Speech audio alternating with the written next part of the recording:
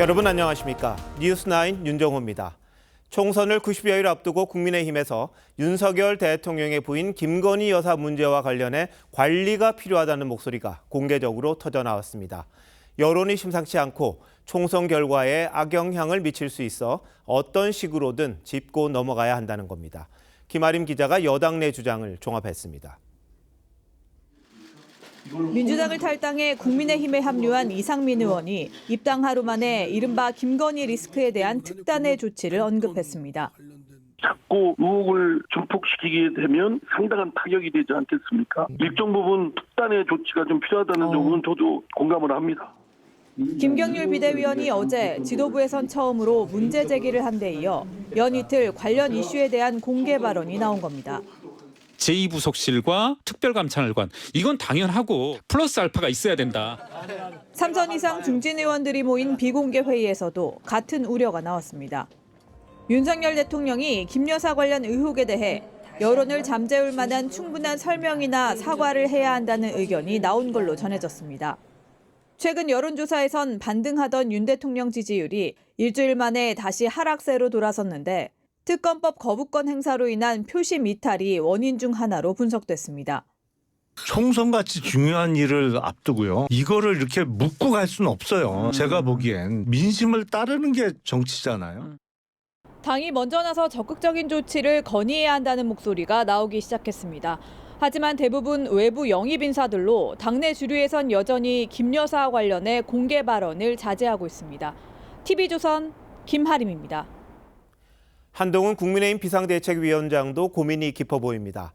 무슨 질문이 나와도 거침이 없었는데 김건희 여사 관련 질문엔 조심스럽습니다. 대통령실은 김 여사를 담당할 제2부속실을 어떻게 만들지 검토에 들어갔고 총선 전까지 김 여사가 적극적인 공개 행보는 하지 않을 걸로 보입니다. 홍연주 기자가 이어갑니다. 충북 단양 구인사에 한동훈 위원장이 들어서자 지지자들의 박수와 환호가 나옵니다. 봉축 법회 무대에 올라 인사를 건넨 한 위원장은 동료 시민들의 삶과 대한민국의 미래를 위해서 더욱 최선을 다해보겠습니다. 행사 후 쏟아진 이른바 김건희 리스크 관련 질문엔 종교시설이라는 이유로 답변을 피했습니다. 감사합니다. 네, 감사합니다. 김건희 여사님 리스크 관련해서. 감사합니다.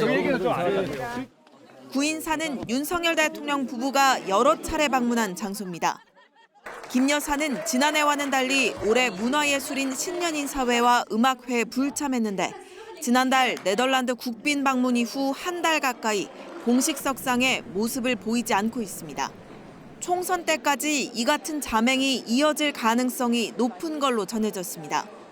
대통령실은 총선 전 제2부속실 설치를 염두에 두고 검토에 들어갔지만 신중한 입장입니다.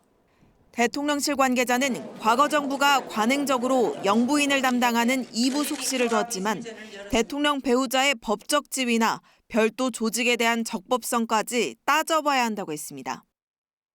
총선을 90여일 남겨둔 상황에서 김건희 여사 리스크에 대한 해법 마련이 여권의 당면 과제로 부상했습니다. TV조선 홍현주입니다. 민주당은 전문가들의 부정적인 견해에도 김건희 여사 특검법에 대해 남편인 대통령이 거부권을 행사한 게 적절한지 헌법재판소에 권한쟁의 심판을 청구하는 걸 검토하고 있습니다. 관련 이슈를 최대한 끌고 가겠다는 뜻으로 보입니다. 장세희 기자가 취재했습니다. 민주당은 윤석열 대통령이 거부권을 행사한 김건희 특검법과 대장동 50억 클럽 특검법 등 이른바 쌍특검법에 대해 당분간 재의결하지 않겠다고 했습니다. 권한쟁의 심판 등 법률적인 대응을 먼저 검토하겠다는 겁니다. 권한쟁의 심판 청구, 이해충돌 방지법 위반 여부 등을 면밀하게 검토 중이며 검토가 끝나면 필요한 조치를 할 예정입니다. 하지만 어제 민주당이 헌법학자와 변호사 등 전문가들을 불러 권한쟁의 심판에 대한 의견을 물었더니 4명 가운데 3명이 인용이 어렵다는 의견을 낸 것으로 알려졌습니다. 재판관들의 성향이 보수적인 데다 헌재의 결정 선례가 없다는 게 이유였습니다. 특히 헌재가 변론 없이 수일 만에 각하할 경우 김 여사 논란에 면죄부만 주게 된다는 우려도 나온 것으로 전해졌습니다. 민주당 원내 지도부 관계자는 전문가와 정무적 판단은 다르다며 권한쟁의 청구 검토는 계속하겠다고 했습니다. 국민의힘은 민주당이 권한쟁의를 내세우며 재표결을 미루는 건 시간 끌기라고 비판했습니다. 대통령의 제2요구권마저 무력화시키려 온갖 꼼수를 부리는 민주당은 이미 거악이 되어가고 있습니다. 국민의힘은 다음 본회의가 열리는 오는 25일 재표결을 해야 한다는 입장이지만 민주당은 설 연휴 이후인 2월에 표결하는 방안을 검토하고 있습니다. TV조선 장세희입니다. 이재명 민주당 대표가 이번 8일 만인 내일 퇴원합니다. 자택에서 계속 치료를 받는다고 합니다. 그동안 이 대표는 일절 메시지를 내지 않았는데 한 친명계 의원과 성희롱 의혹이 터진 자신의 핵심 측근 인사에 대한 징계 수위를 논의하는 문자가 공개돼 논란입니다. 경찰은 이 대표를 급습한 피의자 김모 씨의 신상을 공개하지 않기로 했습니다. 최지원 기자입니다. 지난 2일 부산에서 흉기 피습을 당한 뒤 서울대병원에 입원 중인 이재명 대표가 내일 퇴원합니다. 이 대표 측은 상태가 많이 호전돼 당분간 자택에서 치료할 거라고 했습니다. 피습 후 첫 대국민 메시지를 전할 걸로 알려졌는데 하루 앞서 친명계 좌장 정성호 의원과의 SNS 대화가 포착돼 논란이 일었습니다. 정 의원이 부산대 의료진에게 감사 인사부터 꼭 해야 한다고 조언하자 이 대표는 5시간 뒤 현근택은 어느 정도로 할까요라고 묻습니다. 당내 지역 정치인과 50대 여성 수행비서에게 성희롱성 발언을 했다는 의혹이 제기된 친명계 현근택 변호사의 징계 수위를 문의한 겁니다. 정 의원이 당직 자격 정지, 공천 컷오프 대상이라고 답하자 이 대표는 너무 심한 거 아니냐고 반문했고 정 의원이 그럼 엄중 경고로 하라고 적은 내용도 포착됐습니다. 비명계 원외 모임은 대표와 측근이 당원 당규를 초월해 지배하는 독재 정당이라고 비판했고 당 일각에선 자객 공천의 실체가 드러났다는 반발도 나왔습니다. 현 변호사는 비명계 윤영찬 의원 지역구 출마를 검토 중입니다. 당은 뒤늦게 윤리감찰 사실을 공개했습니다. 이재명 당대표는 현근택 민주연구원 부원장에 대한 윤리감찰을 지시했습니다. 정 의원은 이 대표에게 자신이 먼저 선제적 조치를 하라고 조언하는 과정 중에 나온 말이라고 해명했습니다. TV조선 최지원입니다. 모레 민주당을 탈당하기로 한 이낙연 전 대표가 민주당 의원 44%가 전과자라고 했다가 사과했습니다. 민주화 운동 전과까지 범죄 취급한다는 반발에 고개 숙인 건데 양측은 이미 돌아올 수 없는 강을 건넜습니다. 이광희 기자가 보도합니다. 이낙연 전 대표가 어제 한 언론 인터뷰에서 민주당 국회의원 167명 중 44%인 68명이 전과자라며 심각한 병적 상태라고 비판했습니다. 민주당이 도덕성을 잃었다는 취지의 발언으로 지난해 7월 경제정의 실천연합이 조사에 공개했던 자료를 잘못 인용한 것으로 추정됩니다. 친명계는 이 전 대표 역시 선거법과 병역법을 위반한 것을 언급하며 위선의 가면을 벗어던진 전과 이범이라고 비판했습니다. 특히 민주화와 노동운동 전과자를 제외하면 16% 수준이라며 남들이 민주화 운동할 때 어디서 뭘 했냐고도 했습니다. 먹던 우물에 침을 뱉는 행위라는 반응도 나왔습니다. 민주화 운동, 노동운동에 그런 많은 희생의 대가로 여기까지 온 건 아니겠습니까? 꽃길만 걸어오신 분이에요. 친명계의 반발이 거세지자 이 전 대표는 계산해보니 44%가 아닌 41%가 전과자였다며 민주화 운동과 노동운동을 고려하지 않은 건 실책이라고 사과했습니다. 이 전 대표는 모레 탈당 기자회견을 예고한 상황입니다. 이번 논란으로 깊어질 대로 깊어진 친명계와의 갈등이 여실히 드러났다는 평가가 나옵니다. TV조선 이광입니다. 제3지대의 빅텐트는 움직임이 더욱 빨라질 걸로 보입니다. 한국의 희망 양향자 대표가 오늘 연 출판 기념회에 이낙연, 이준석, 금태섭 등 이른바 신당 세력이 모두 모였고 민주당 비명계 모임 원칙과 상식 의원 4명은 내일 탈당합니다. 신유만 기자가 취재했습니다. 이낙연 전 민주당 대표와 이준석 전 국민의힘 대표, 금태섭 새로운 선택 공동대표가 양향자 한국의 희망 대표와 함께 손을 잡고 머리 위로 듭니다. 제3지대 빅텐트론의 중심에 있는 4사람이 양 대표 출판 기념회에 모인 겁니다. 이낙연 대표님, 이준석 대표님 다 오시고 양양자 의원님을 축하하러 오신 것은 앞으로 서로 돕고 또 때로는 경쟁하고 이낙연 전 대표는 협력을 강조했습니다. 협력의 방법이 무엇이냐 하는 것은 앞으로 차차 드러나겠지만 협력을 해야 한다는 원칙은 있다고 생각합니다. 이준석 전 대표도 양 대표와 동지 이상의 관계라며 연대를 시사했습니다. 이낙연, 이준석 두 전직 대표는 비명계 조응천 의원의 출판 기념회에도 나란히 참석했습니다. 다만 이준석 전 대표는 이낙연 신당과의 연대 가능성에 대해선 영호남 세력이 결합했다가 실패로 끝난 바른미래당의 사례를 언급하며 신중한 입장을 보였습니다. 최대한의 시너지를 내기 위한 결합이 무엇이냐에 대해서는 저는 결코 바른미래당의 사례는 반복하지 않겠다. 조 의원을 포함한 비명계 모임 원칙과 상식 의원 4명은 내일 탈당 기자회견을 엽니다.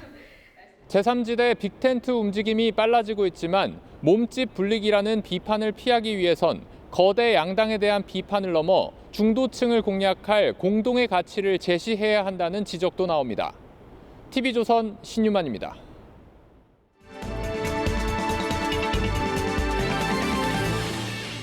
4월 총선을 앞두고 정치권의 속사정을 심도 있게 짚어드리는 총선 설명서 서반장 김반장 시간입니다.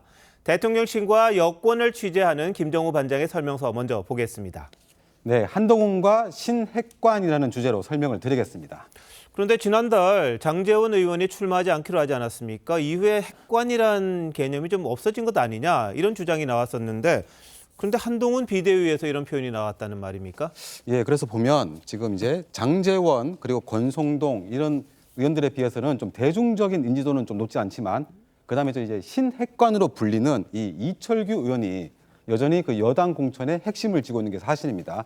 그래서 김기현 대표 체제에서는 당 사무총장을 맡았다가 강서구청장 보선 패배로 물러났지만 얼마 안 가서 인재영입위원장으로 복귀했죠. 한동훈 비대위 출범 뒤 그대로 유임되면서 지금도 인재 영입을 총괄하고 있습니다. 이 당 사무총장 그리고 인재 영입위원장 이 뭐 당 대표 못지않게 공천 과정에서 이 핵심적인 영향력을 발휘할 수 있는 자리잖아요. 근데 지금 비대위 체제에서도 이 의원이 이 직을 유지하고 있는 이유는 뭐가 있을까요? 그 한동훈 위원장이 설명한 가장 큰 이유는 바로 업무 효율성과 연속성이라는 설명입니다. 영입 인사에 대한 기초 정보와 히스토리를 가장 잘 아는 사람이 갑자기 바뀌면 오히려 혼란이 커질 수가 있다는 거죠. 그리고 이 의원을 대체할 만한 마땅한 인물이 보이지 않는다는 그런 반론도 있습니다. 물론 역대 정권을 보면 이 대통령 측근 그룹이 대통령이랑 당 간의 가교 역할을 뭐 한 적이 많죠. 적지 않은데 지금 한동훈 비대위원장이랑 윤 대통령 사이에 그런 가교 역할이 굳이 필요한가요? 예, 그 당내에서도 그런 시각이 많은 게 사실입니다. 어차피 이번 총선은 한동훈 위원장이 한동훈 표 공천으로 책임지는 건데 굳이 긁어부스럼이 될 수도 있는 인사에게 계속 맡기기보다는 차라리 한 위원장이 다 인수인계 받으면 되는 거 아니냐 이런 겁니다. 그런데도 지금 여당 도전자 중에 다수는 결국 공천은 이철규 의원이 한다 이런 인식을 갖고 있다고 합니다. 자, 인재 영입이라는 게 이제 재료를 모은다고 치면 공천관리위원회라는 건 사실 요리를 하는 중요 기관이잖아요. 그렇다면 이 의원이 포함될 가능성이 크지 않을까요? 그 아직 확정되거나 발표된 건 아닙니다만 통상 관례로 보면 인재영입위원장이 공관위로 들어갈 가능성이 있습니다. 이걸 놓고 이미 김기현 대표 체제 때도 여권 핵심부에서 논쟁과 갈등이 좀 있었다고 하는데 만약 포함된다면 이른바 신핵관 논란이 또 벌어질 거란 우려도 있는 게 사실입니다. 하지만 다른 쪽에선 정치 신인인 한 위원장 체제에선 이 의원이 현실적으로 공천 과정에서 역할을 해야 하는 상황이기 때문에 외곽으로 물러나서 물밑에서 활동한다면 오히려 비선이나 밀실 논란이 불거질 거란 그런 반박도 있습니다. 뭐 실제 일을 한다면 비선보다는 뭐 공식적인 자리 맡는 게 더 낫지 않겠나 싶긴 한데 한동훈 위원장의 선택이 좀 궁금해집니다. 예. 자, 서주민 반장은 뭘 준비했습니까? 네, 이재명 부산행의 역풍으로 하겠습니다. 그 정치인 테러는 절대 뭐 나오면 안 되는 일이지만 그 과거 박근혜 전 대통령 피습 때 보면 동정 여론이 좀 불기 마련인데 역풍이라는 거는 오히려 여론이 심상치 않다 뭐 이런 건가요? 예, 그렇습니다. 이 대표 피습 이후에 이 당의 대응이 그런 역풍을 좀 자초한 측면이 있습니다. 이 대표는 2021년 12월 대선 공약을 발표하면서 지방에도 이 뛰어난 진료와 연구 역량을 갖춘 국립대 병원이 있다라고 강조했지만 자신은 결국 서울대병원에서 수술을 받았죠. 이에 반발하는 지역 의사들을 지도부가 나서서 정치 의사라고 몰아세우면서 화를 키웠습니다. 여기에다가 또 응급 의료 회기를 또 이용한 게 과연 맞느냐 이런 지적이 나오면서 좀 특혜 논란도 좀 나왔잖아요. 네, 그렇습니다. 위급한 상황에서 이 가족의 요구에 따라서 이송된 거지만 이 결과적으로 논란의 단초를 제공한 셈이 됐습니다. 특히 피습 하루 전날에 이 대표가 이 김해 봉하마을을 찾아서 방명록에 이 반칙과 특권이 없는 세상을 만들겠다라고 쓴 것과 맞물리면서 특혜 논란이 더 부각된 측면이 있습니다. 자, 오늘도 민주당이 이 대표 피습 사건과 관련해서 국가수사본부를 방문했더라고요. 네. 특검, 국정조사 이런 것까지 다 언급을 했던데 경찰 못 믿겠다. 뭐 이런 뜻인가요? 예, 뭐 당적 공개 또 이 배후 수사 등에 있어서 탐탁지 않게 보는 거는 분명해 보입니다. 경찰뿐 아니라 이 대표 상처가 1cm 열상으로 추정된다는 소방 당국의 최초 보고도 문제 삼고 있습니다. 민주당은 이 사이즈를 축소하는 의미를 잘 이해 못하겠다면서 이 대표의 부상 정도를 일부러 축소한 것 아니냐 이런 취지로 지적하기도 했습니다. 하지만 이 소방대원이 정확한 의학적 소견을 말한 게 아니라 이 최초 이 눈으로 봤을 때 상황을 보고한 건데 이거를 두고 이 의도가 있었다라는 식으로 해석하는 건 좀 과도한 것 아니냐 이런 지적도 나옵니다. 그럼 의사들의 또 소방과 경찰까지 대치 전선을 너무 넓히는 거 아니냐 좀 그런 생각도 좀 드는데요. 네. 자, 이 대표가 내일 퇴원을 한다면서요. 네. 근데 병상 메시지는 내질 않았는데 나올 때는 뭔가 내놓을까 궁금한 사람들이 많습니다. 그런데 아까 보셨습니다만 정성호 의원과 문자 메시지 정도만 주고받았더라고요. 네. 어떨까요? 예, 뭐 내일 메시지를 내놓는다면 이 피습 이후 8일 만에 첫 공개 메시지가 됩니다. 지난해 9월 단식으로 병원에 후송된 뒤에는 바로 다음 날 이 무슨 생각으로 정치를 하는지 모르겠다라고 이 문재인 전 대통령에게 말하는 영상을 공개하고 또 그 다음 날에는 곧바로 검찰 독재의 폭주 기관차를 멈춰달라면서 체포동의안 부결을 요구하는 메시지를 낸 것과는 좀 대조적입니다. 부산 이송 논란에 또 이낙연 전 대표와 비명계 탈당이 기정사실화된 상황에서 섣불리 병상 메시지를 내기보다는 이 전략적인 침묵을 택한 것 아니냐 이런 분석도 나옵니다. 뭐 단식이나 피습은 좀 완전히 다른 사건이죠. 네. 그런데 병상에서 이 측근에 대한 징계를 논의할 정도라면 내일 메시지가 나오지 않을까 싶기도 합니다. 네. 자, 두 반장 잘 들었습니다.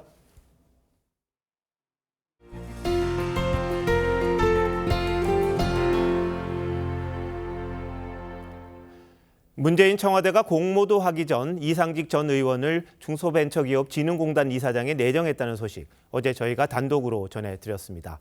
검찰이 오늘 당시 상황을 확인하기 위해 대통령 기록관을 압수수색했습니다.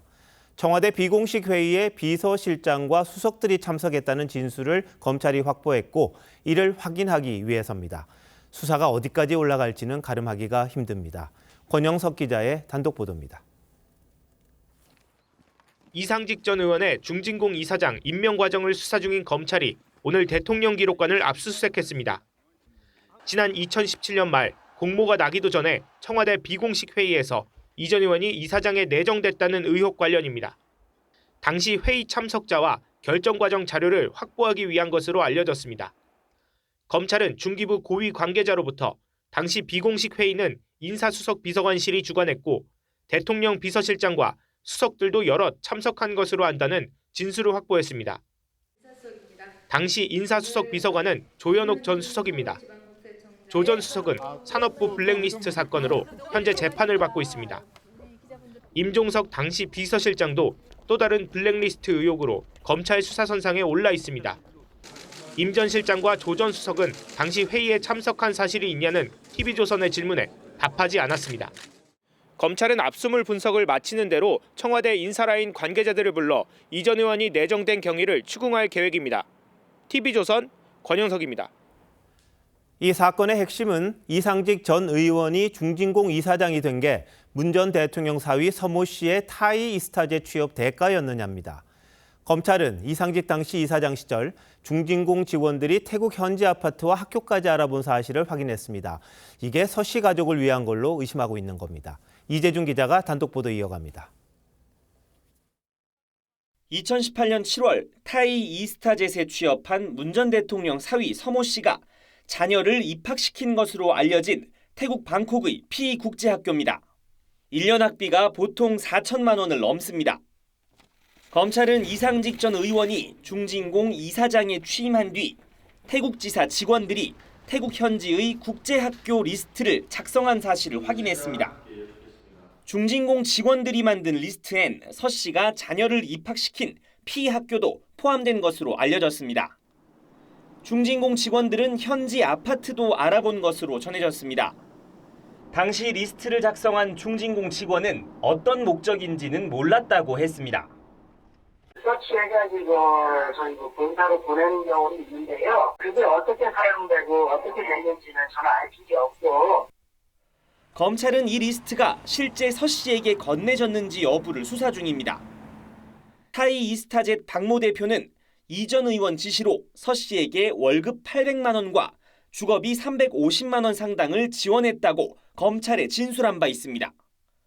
검찰은 중진공 직원들에게 의무에 없는 일을 하게 한 혐의로 이전 의원에 대한 직권남용죄 적용도 검토하고 있습니다. TV조선 이재중입니다. 계신 곳에서 눈으로 인한 피해 없으셨는지요? 어제 중부지방을 중심으로 큰 눈이 예보됐습니다만 눈구름대가 빠르게 이동하면서 다행히도 적설량은 예상보다는 적었습니다. 다만 오후까지 수도권과 강원 지역에 대설특보가 발령되면서 고속도로에서 14중 추돌 사고가 발생하는 등 연쇄 추돌이 잇따랐습니다. 구자영 기자가 취재했습니다. 눈 내리는 고속도로. 사고 차량들에 막혀 한쪽 방향 2차선 도로 전체가 거대한 주차장으로 변했습니다. 갓길은 물론 인근 휴게소까지 부서진 차량들이 널려 있습니다.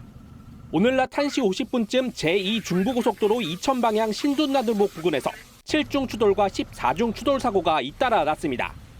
이 사고로 모두 17명이 다쳤습니다. 제가 일단 대략적으로 긴급이 1명, 그러니까 중상 3명, 정상 14명이거든요. 추돌 사고로 이곳 이천 방향 도로에서 2시간 가까이 정체가 빚어졌습니다. 경찰은 두 추돌 사고 모두 눈길에 미끄러지며 일어난 것으로 보고 있습니다. 정차되다 보니까 이제 또 경미하게 쿵쿵쿵쿵 해갖고 실중이 또 나고. 오늘 오후 3시 20분쯤 충북 충주에서는 눈길을 달리던 승용차가 도로 옆 2m 아래로 떨어져 4명이 다쳤습니다. 약 30분 뒤 인근의 자동차 전용 도로에서도 25톤 화물차가 중앙 분리대를 들이받고 넘어져 60대 운전자가 병원으로 옮겨졌습니다. TV조선 구자영입니다. 오늘 적설량이 예상보다는 적었습니다만 안심하긴 아직 이릅니다. 내일 오전까지 수도권에는 최대 7cm, 충청과 전북에는 최대 8cm 눈이 내릴 것으로 전망됐습니다. 이제 기온이 영하로 떨어진 만큼 빙판길도 주의하셔야겠는데요. 서울 광화문 연결합니다. 자, 안윤경 기자, 서울에는 눈이 좀 그친 것 같군요. 네, 오후 서너 시까지 한방눈이 내리던 이곳 광화문은 지금은 눈이 오지 않고 있는데요. 서울은 자정즈음이 되면 완전히 눈이 그칠 걸로 보입니다. 다만 경기 남부를 비롯해 수도권 일부 지역은 밤새 2에서 7cm의 눈이 더 올 예정입니다. 오늘 눈은 서울을 비롯해 전국 대부분 지역에 내렸습니다. 특히 수도권은 많게는 15cm 이상의 폭설이 예상돼 오전 9시부터 대설주의보가 발령됐습니다. 다만 오후 들어 눈구름이 빠르게 남쪽으로 내려가면서 실제 내린 양은 서울 2.8cm, 강원 평창군 4.1cm 정도였습니다. 수도권 대부분의 대설특보는 오후 5시 해제됐습니다. 하지만 내일 오전까지 경기 남부 내륙엔 최대 7cm, 충청도와 전북 일부 지역엔 최대 8cm의 눈이 더 올 것으로 기상청은 전망했습니다. 게다가 내일 아침 대부분 지역의 기온은 영하로 떨어질 전망입니다. 요 며칠 내린 눈이 다 녹지 않은 상태라 곳곳에 빙판길이 생길 텐데요. 내일 아침 출근길이 무척 미끄러울 수 있으니 안전사고에 유의하셔야겠습니다. 서울 광화문에서 TV조선 안윤경입니다. 태영건설에 워크아웃을 신청한 태영그룹이 추가 자구안을 내놨습니다. 필요하면 오너 일가가 가지고 있는 지주사 TY홀딩스와 SBS 지분도 담보로 제공하겠다고 했습니다. 채권단과 금융당국은 반색했습니다. 변수는 없는지 정수양 기자가 짚어봤습니다. 채권단 설명회에 이어 6일 만에 연단에 오른 윤세영 태영그룹 창업회장. 윤 창업회장은 기존 자구안을 성실히 이행하고 필요할 땐 다른 계열사 매각이나 담보 제공을 통해 추가 자금을 확보하겠다고 밝혔습니다. 그러면서 마지막 보루로 여겨왔던 지주사와 SBS를 언급했습니다.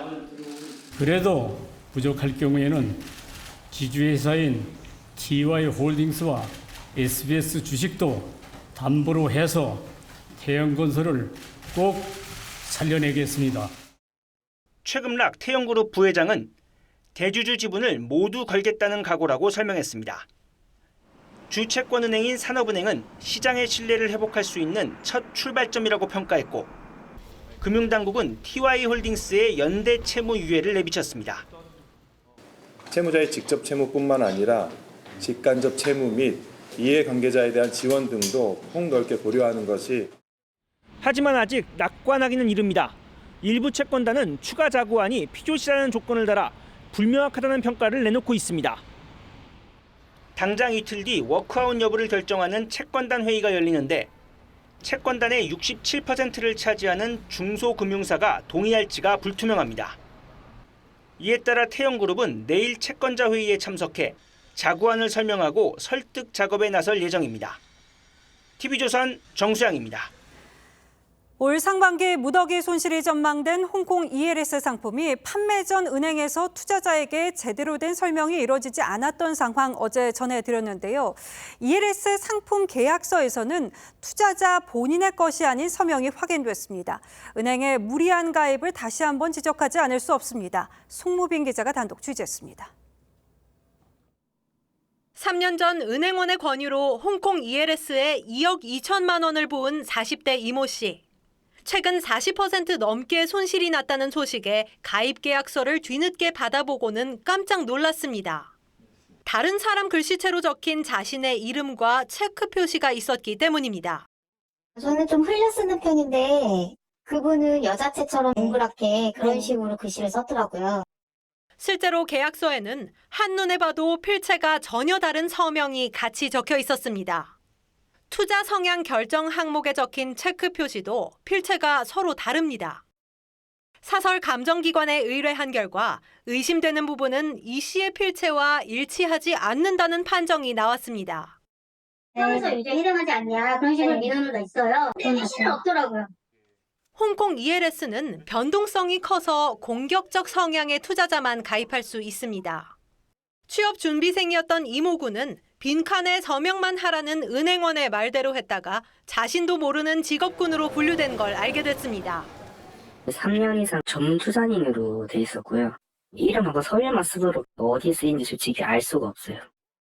금융감독원은 가입자의 동의를 받지 않는 서명이나 서류 작성은 심각한 불법 영업 행태라며 현장 점검 과정에서 꼼꼼히 들여다보겠다고 밝혔습니다. TV조선 송무빈입니다. 3년 뒤부터는 개고기를 먹을 수 없게 됐습니다. 개 식용금지법이 국회 본회의를 통과한 건데요. 동물보호단체는 환영했지만 개고기 업계는 먹을 권리를 언급하면서 반발했습니다. 반려동물 가구가 4가구 중에서 1가구인 게 대한민국입니다. 그렇다면 먹을거리에도 이제 그만 달라진 시대상을 반영하는 게 적절하지 않을까요? 곽승한 기자가 보도합니다. 개의 식용 목적의 사육, 도살 및 유통 등 종식에 관한 특별법안 대안은 가결되었음을 선포합니다. 개 식용금지법은 재석 210명 중 208명의 압도적 찬성으로 통과됐습니다. 이에 따라 2027년부터 먹기 위해 개를 도살하면 3년 이하 징역형에 처해집니다. 식용 목적의 사육이나 유통 역시 처벌됩니다. 3년 뒤부터 제 뒤로 보이는 식당가는 영업을 할 수 없게 됩니다. 식당 주인은 강하게 반발했고 몇 천년을 내려오는 개고기 장사하는 사람들은 다 굶어 죽으라는 거야. 동물단체는 환영했습니다. 반려동물이 사회적인 정서에 기여하는 부분이 큽니다. 그런 정서들이 많이 사회적으로 조성된 거죠. 시민들 반응도 엇갈립니다. 얼마나 그 사람을 가장 잘 따르고 그런 동물이요. 먹어서는 안 되겠다 생각. 내 취향대로 먹고 싶어도 놔두지 왜 정부에서 내 식순까지 관리해? 정부는 폐업하는 개 농장, 식당 등을 최대한 지원할 방침이지만 지원 범위와 보상 규모를 놓고 갈등이 예상됩니다. TV조선 곽승환입니다. 출퇴근길 지하철은 지옥철로 언급될 만큼 극심한 혼잡이 빚어지죠. 김포 골드라인이 그동안 지옥철로 불렸는데요. 명동역을 지나는 지하철 4호선 역시 출퇴근 시간대 혼잡도가 최고죠. 내일부터 의자를 없앤 객차 한량이 시범 운영됩니다. 혼잡도를 낮출 수 있을지 노돌 기자가 취재했습니다. 퇴근 시간 서울 지하철 4호선 동대문 역사문화공원역. 승강장이 시민들로 빼곡합니다. 객차 안은 몸을 제대로 움직이기 힘들 정도로 꽉 차 있습니다. 탈 때 사람도 상당히 많고 그로 인해서 제 시간에 약속 장소에 못 갈 때도 많고 놓칠 때도 많고. 지난해 3분기 4호선은 객실당 160명 정원의 최고 2배 가까운 인원이 탈 만큼 혼잡도가 가장 높았습니다. 서울교통공사는 혼잡도를 낮추는 방안으로 좌석을 제거한 객차 한 대를 내일부터 시범 운행합니다. 원래 7인용 좌석이 설치돼 있던 곳이지만 이렇게 승객이 안전하게 기댈 수 있도록 등받이가 설치돼 있습니다. 다만 교통약자를 위해 노약 좌석은 남겨놨습니다. 공사 측은 객실 의자를 없애면 42명이 더 탈 수 있는 공간이 확보돼 혼잡률이 최대 40%포인트 낮아질 걸로 기대하고 있습니다. 넘어짐 등의 안전사고 예방을 위해서 손잡이를 추가 설치하였으며 안전관리 요원들을 좀 배치를 하고. 공사 측은 안전에 문제가 없고 혼잡도가 낮아질 경우 의자 없는 열차를 확대한다는 계획입니다. 하지만 늘어난 공간만큼 승객들이 더 타면 혼잡도는 떨어지지 않고 안전사고만 늘어날 거란 지적도 나옵니다. TV조선 노도일입니다. 코인 사기 사건에 연루돼 일명 코인 왕으로 불린 40대 남성이 지난해 말 중국으로 밀항하려다가 해경에 체포됐는데요. 이 코인 왕에게 2억 원을 받고 밀항을 도운 자칭 밀항 왕도 붙잡혔습니다. 김태중 기자입니다. 높은 파도에 출렁이는 낚시 어선. 해경 고속단정이 홍도항으로 납포합니다.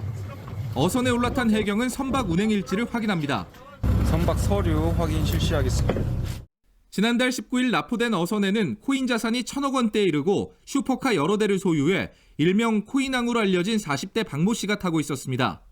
해경 조사 결과 박 씨는 어선을 타고 중국으로 밀항한 뒤 두바이로 가려 했던 것으로 밝혀졌습니다. 그는 거래소 상장 가상화폐의 시세를 조종한 사건과 관련해 지난해 2월부터 출국 금지를 받아왔습니다. 박 씨는 법원에 출국 금지 연장 처분을 취소해달라는 소송을 제기했지만 기각당하자 밀항을 시도한 것으로 알려졌습니다. 여수 선적의 어선은 검거 전날인 지난달 18일 완도항을 출발해 진도 귀성항에서 박 씨를 태운 뒤 공해로 나가려다 높은 파도 때문에 밀항에 실패하고 해경에 붙잡혔습니다. 70대 밀항 총책은 박 씨로부터 2억 원을 받고 어선과 선장 등을 알선해 준 것으로 드러났습니다. 추적 및 전복 수사를 통해 오늘 아침 09시 10분경 부산광역시 해관로에서 밀항 알선자 총책 B씨를 검거했습니다. 해경은 달아난 중간책 이모 씨의 행방도 쫓고 있습니다. TV조선 김태준입니다. 야당이 단독으로 국회 본회의에서 헬로윈 참사 특별법을 통과시켰습니다. 특별조사위원회 구성을 놓고 여야가 막판 협상을 벌였지만 합의하지 못했습니다. 국민의힘은 재난의 정쟁화를 멈추라고 비판했고 민주당은 거부권을 또 행사하면 국민 심판을 받을 거라고 대꾸했습니다. 황병준 기자입니다. 여야는 본회의 직전까지 협상을 벌였지만 헬로윈 참사를 재조사하는 특별조사위원회 구성을 놓고 입장차를 좁히지 못했습니다. 국민의힘은 조사위원으로 여야 각각 4명, 제3자 추천이나 여야 합의로 위원장을 추천하자고 제안했는데 민주당은 여야 목 각각 4명에 국회의장 목 3명을 주장한 겁니다. 결국 국민의힘 의원들이 퇴장한 가운데 야당 단독으로 특별법이 통과됐습니다. 특별법안에 대한 수정안은 가결되었음을 선포합니다. 국민의힘은 민주당 출신 국회의장이 3명을 추천하는 건 편파적이라며 재난의 정쟁화를 멈추라고 규탄했습니다. 이태원 특별법을 단독으로 통과시킨 것은 대한민국의 안전이 아니라 정쟁과 갈등을 선택한 것이나 다름없습니다. 민주당은 윤석열 대통령이 쌍특검법에 이어 또 거부권을 행사할 경우 국민 심판을 받을 것이라고 경고했습니다. 윤석열 대통령이 이번에도 국민의 뜻을 거부한다면 국민의 심판을 면치 못할 것임을 경고합니다. 대통령실은 여야 합의 없이 또 일방 처리된 것에 유감을 표한다며 법안이 이송되면 당과 부처 의견을 종합해 입장을 밝히겠다고 했습니다. TV조선 황병준입니다. 모레인 11일이면 국회의원 선거가 90일 남습니다. 이날부터 출판 기념회, 의정보고회 할 수 없습니다. 그런데 이번 총선에선 한 가지가 더 늘었습니다. 바로 인공지능, 즉 AI 기술을 이용한 가상 영상, 딥페이크 영상을 활용한 선거운동입니다. 왜 그런지 조성호 기자가 알아봤습니다. 윤석열 대통령과 이재명 민주당 대표를 꼭 닮은 인물이 인사를 건넵니다. 2030 여러분 매우 감사합니다. 국민 한 분 한 분을 만나겠습니다. 지난 대선 당시 후보들이 선거운동에 활용한 AI 캐릭터인데 이런 AI 기술에 기반해 진짜처럼 보이게 이미지를 합성한 딥페이크 영상도 늘고 있습니다. 4, 5만 원 정도면 누구나 인터넷에서 초보적인 수준의 딥페이크 영상을 만들 수 있는데 AI 기술이 발전하면서 전 세계적으로 선거에 악용된 사례가 적지 않습니다. 미국에선 지난해 민주당 출신 힐러리 클린턴이 공화당 대선 후보를 지지하고 해당 후보는 경선을 포기하는 영상이 각각 유포됐는데 모두 딥페이크, 가짜 영상이었습니다. But I actually like Ron DeSantis a lot. Yeah, I know. I've realized I need to drop out of this race immediately. 국내에서도 총선을 앞두고 딥페이크 기술 악용에 대한 우려가 커지자 선관위는 선거 전 90일 동안 가상 영상 제작과 유포를 아예 금지하기로 했습니다. 위반할 경우 7년 이하의 징역이나 1,000만 원 이상, 5천만 원 이하의 벌금형을 받을 수 있습니다. 선거 90일 전인 모레부턴 예비 후보들의 출판 기념회와 의정 보고회는 물론 방송 출연도 금지됩니다. TV조선 조성호입니다. 선거철만 되면 이곳저곳에서 선거운동 문자와 전화가 쏟아집니다. 일종의 공해죠. 어떻게 내 번호를 안 건지, 막을 방법은 없는지 한번 따져보도록 하겠습니다. 자, 요즘 시도 때도 없이 문자 메시지나 전화가 많이 오던데 홍희영 기자도 받았습니까? 네, 저와 전혀 상관없는 지역에서까지 오기도 하던데요. 대부분 예비 후보들을 홍보하거나 계좌번호를 보내며 후원해달라는 내용들입니다. 이런 문자에 시달리다 못해서 민원을 하는 유권자도 늘고 있는데요. 지난 2016년 총선 때 4,200여 건에서 2020년 총선 때는 8,600여 건으로 2배 넘게 증가했습니다. 자, 그런데 이렇게 마구잡이식으로 전화를 하거나 문자 메시지를 보내도 괜찮은 겁니까? 네, 후보자가 선거운동을 위해서 보내는 건 공직선거법상 합법입니다. 단체 메시지는 유권자 1명당 최대 8번까지 보낼 수 있지만 그나마도 20명 이하는 횟수 제한이 없는데요. 그래서 문자 발송 대행 업체들은 20건씩 나눠서 무제한으로 보냅니다. 이 법의 빈틈을 이용한 겁니다. 근데 이 전화번호는 어떻게 아는 겁니까? 개인정보 아닌가요?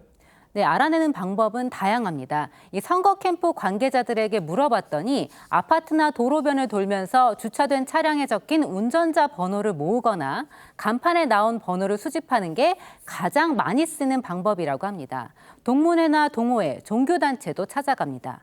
문제는 돈을 받고 고객이나 회원 명단을 넘기는 경우입니다. 택시 조합이나 이런 데서 명단 들고 와서 거래를 하고자 하는 사람들도 있긴 있어요. 택시 기사들 명부가 있잖아요. 각 지역별로 지회가 다 있어요. 되게 고민이 많이 되죠. 그거다 잘하면 그 표로 연결되는 거기 때문에 고민이 안 될 수가 없죠. 이런 식으로 정보를 넘기는 건 불법 아닙니까? 네, 불법입니다. 2012년 총선 때는 일부 당직자가 문자 발송 업체로부터 돈을 받고 당원 220만 명의 개인정보를 넘겼다가 적발됐습니다. 이런 경우를 빼고는 불법 취득을 밝혀내기가 쉽지 않은데요. 근본적으로는 이런 방법 말고 유권자에게 정보를 충분히 전달할 수 있는 환경이 마련돼야 한다는 게 전문가들의 지적입니다. 문자 보내고 이러는 거는 제약이 너무너무 심한 선거법 하에서 유권자에게 접촉을 할 수 있는 여러 가지 꼼수 중에 하나로 쓰고 있는 거죠. 정당 위주로 뽑지 말고 정책 위주로 뽑자라는 그런 거를 하려면 선거운동 기간이 지금보다 늘어야죠. 자, 원천적으로 막을 방법이 없다면 피할 방법은 있는 겁니까? 네, 우선 통신사에 요청하면 여론조사 회사의 가상번호 제공을 거부할 수 있습니다. 후보들 문자에서 자주 나오는 단어를 이 스팸 문구로 설정하는 방법도 있습니다. 또 번거롭더라도 매번 일일이 차단하거나 수신 거부 앱을 이용하는 게 피하는 상책입니다. 자, 불쾌한 문자나 메시지 받으면 오히려 선거에 불리하지 않을까 싶은데 국민들 편하게 하자는 게 정치잖아요. 좀 더 좋은 방법 찾아야겠군요. 네, 잘 들었습니다.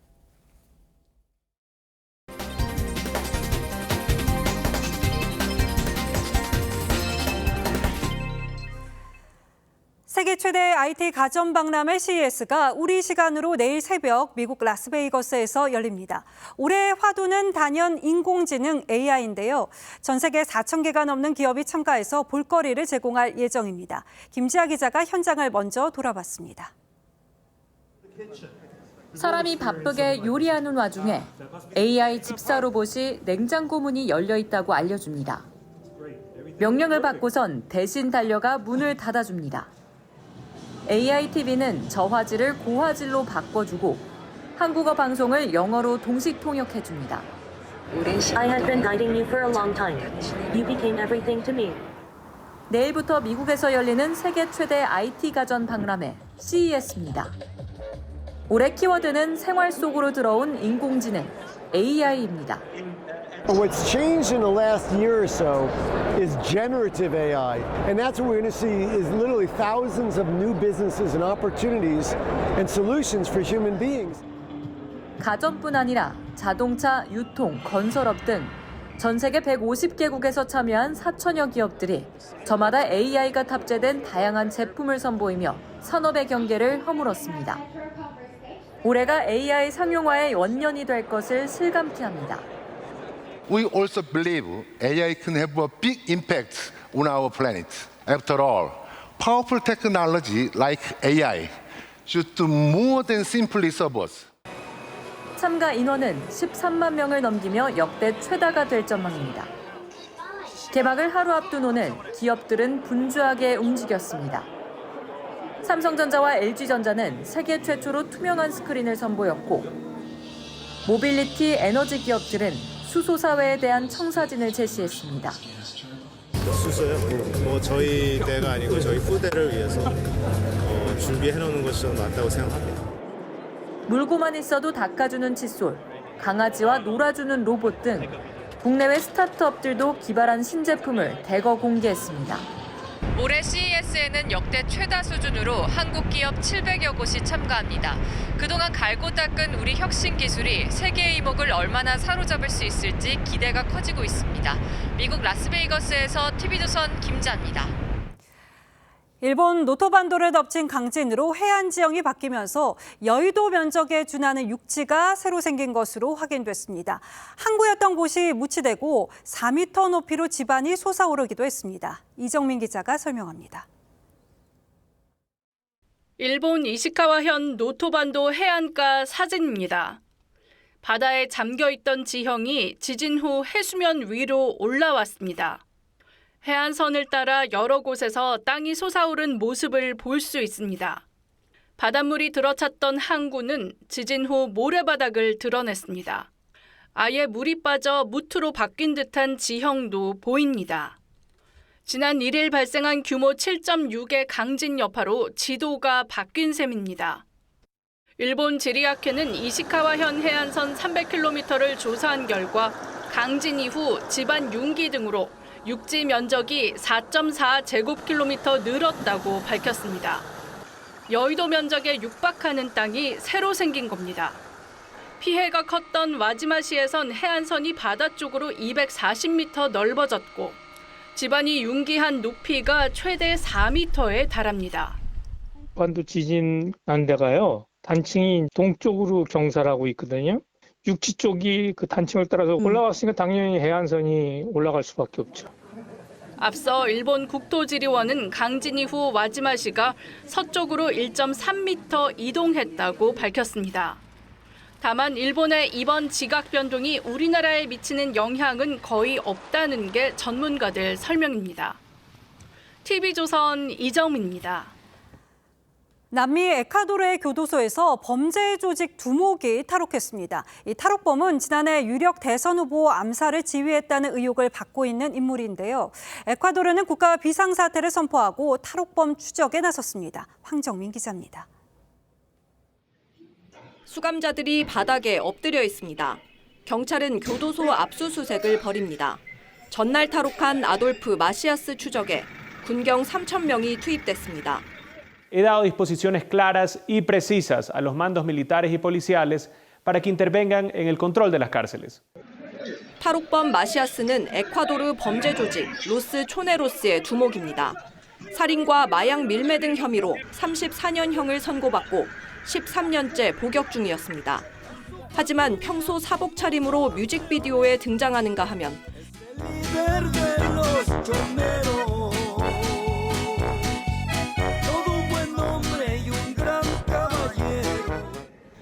무기 반납 퍼포먼스까지 벌여 황제 수감 논란이 일었습니다.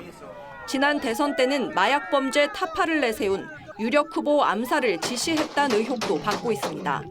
Advertencia que si sigo refiriéndome a él y a su estructura, ellos atacarán en mi contra o atentarán contra mi vida.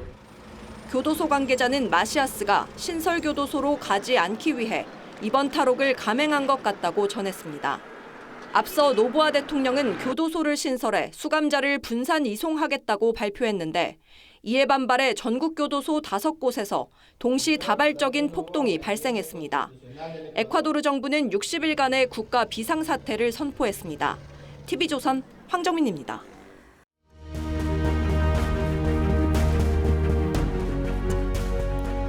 어미와 새끼가 어미를 멀리 떨어뜨려 놓습니다. 그리고 새끼를 건드리면 어미가 움찔, 경련한다는 얘기가 있습니다. 시인이 깨닫습니다. 보이지 않는 거미줄이 내게도 있다는 걸. 한밤에 전화가 왔다. 어디 아픈 데는 없느냐고. 꿈자리가 뒤숭숭하니 매사에 조신하며 살라고. 시인이 간밤에 설피 치맛자락 스치는 소리를 들었습니다. 깨어보니 하얀 눈이 소복이 쌓였습니다. 어머니 살그머니 다녀가셨나 보다. 장독대 위에 백설기시루 놓여 있는 걸 보니. 어머니가 하늘에서 퍼부어준 한방눈 사랑으로 딸의 겨울은 따스합니다. 새해 서설이 종일토록 내렸습니다. 온 세상이 우리를 사랑한다는 증거가 아닐지요. 얼마 전 대구 어느 모친상 빈소에 택배기사가 찾아와 절을 올렸다고 합니다. 음료수도 챙겨주시며 따뜻하게 대주셔서 찾아뵙는 게 도리라고 했다는군요. 그러면서 어머니의 마지막 선물을 전했습니다. 생전에 주문하셨던 택배 상자였습니다. 부산대 어린이병원 3살 화나에게 간호사가 특별한 과자를 선물한 사연도 있습니다. 아이가 금식이 끝나자 이 과자를 먹고 싶어 했답니다. 그런데 생산이 끝난 단종 상품이었습니다. 간호사는 과자 회사에 부탁을 합니다. 그 회사는 재료를 구해 연구소에서 수작업으로 빚었습니다. 미생물 검사까지 마치고 과자를 보냈고 온 병원 어린이들이 즐겼다고 합니다. 오늘처럼 폭설이 쏟아지고 나면 나무들이 우지끈 부러집니다. 시인은 대자연에 공손히 몸을 내맡긴 설의 목을 빛나는 자해, 아름다운 마감이라고 찬미했습니다.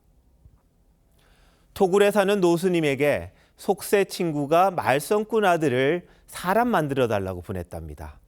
노승은 묵묵히 저녁을 지어 먹이고는 새순물을 떠왔습니다. 따끔한 훈계를 각오했던 아들은 눈물을 흘리고 말았습니다. 이 이야기를 전하며 법정 스님이 일렀습니다. 태풍에도 끄떡없던 아름드리 나무들이 부드러운 눈에 꺾이고 만다. 새해 벽두부터 사납게 부딪히는 난세를 보며 눈의 힘을 생각합니다. 세상을 바꾸는 건 너그럽고 따스하게 어루만지는 사랑입니다. 1월 9일 윤종호의 오늘 설야였습니다.